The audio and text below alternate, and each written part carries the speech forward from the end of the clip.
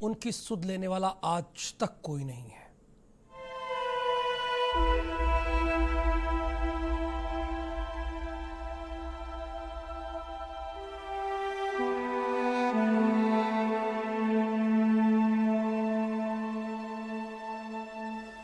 किसी भी पदाधिकारी ने मेरे से कभी भी, पार्टी के आदमी ने, छोटे से छोटे ने भी आगे नहीं पूछा भाई तुम्हारा बेटा चल गया, हम तुम्हारे साथ है, कहीं दिक्कत हो कुछ हो हम तुम्हें वो देंगे, शक्ति देंगे, परमात्मा तुम्हें शक्ति देगा।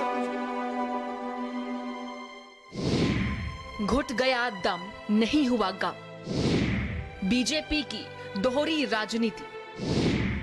जब अपने ही हो गए पराए, मौत के बाद श्रद्धांजलि तक नहीं, ऑक्सीजन की कमी ने ले ली थी जान।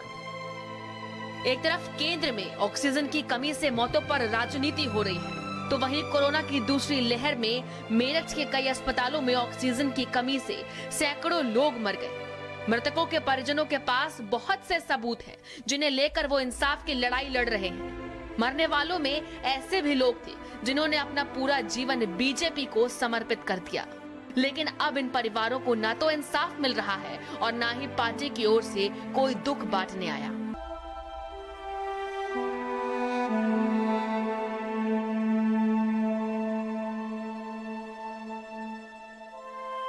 मेरे बेटे के बाद पार्टी वालों ने सबने रुख बदल लिया और उन्होंने आज तक भी मेरे से किसी दुख के बारे में या किसी उसके बारे में मेरे से पूछा भी नहीं है आज तक।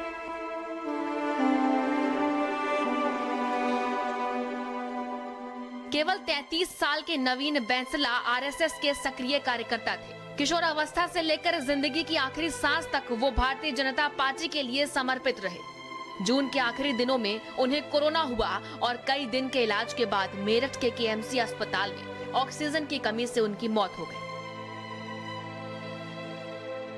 और उनके मरने के बाद कोई बेगैरत पार्टी के नेताओं ने सांत्वना के 2 शब्द तक नहीं बोले। पार्टी वालों ने सबने रुख बदल लिया और उन्होंने आज तक भी मेरे से किसी दुख के बारे में या किसी उसके बारे में मेरे से पूछा भी नहीं है आज तक। किसी भी पदाधिकारी ने मेरे से कभी भी, पार्टी के आदमी ने, छोटे से छोटे ने भी आगे नहीं पूछा भाई तुम्हारा बेटा चल गया, हम तुम्हारे साथ है, कहीं दिक्कत हो कुछ हो हम तुम्हें वो देंगे, शक्ति देंगे, परमात्मा तुम्हें शक्ति दे। केएमसी वाले ने सबको ऑक्सीजन की कमी से सबको हार्ट अटैक कर दिया। बताइए ऑक्सीजन जब नहीं मिलेगी तो अटैक तो अपना आप होगा। नवीन की मौत के बाद खुलासा हुआ कि केएमसी अस्पताल में अप्रूव्ड संख्या से ज्यादा कोविड मरीज भर्ती किए और ऑक्सीजन की कमी के चलते उनकी सांसें घोटकर उन्हें मार डाला। नवीन जैसे करीब 8 लोग थे जिनकी इसी तरह से मौत हुई। जिला प्रशासन से लेकर पुलिस तक इन मृतकों के परिजन कई महीनों से भटक रहे हैं, लेकिन मरीजों का दम घोटकर उनका कत्ल करने वाले अस्पताल के खिलाफ कार्रवाई तक नहीं हुई। हम तड़पे हैं सड़कों पे, हम घूमे हैं सारी सड़कों पे ऑक्सीजन के चक्कर में। हम सिलेंडर के लिए कुछ भी देने को तैयार थे, हम घर प्रॉपर्टी कुछ भी देने को तैयार थे। और हमने ऐसे ऐसे लोग देखे हैं जिन्होंने दिया भी अपने उसी हॉस्पिटल में, गहने बेच के, गहने रख के वो पैसे ला के उसने जमा करे हैं इस ऑक्सीजन के चक्कर में। ऑक्सीजन की किल्लत कैसे नहीं थी।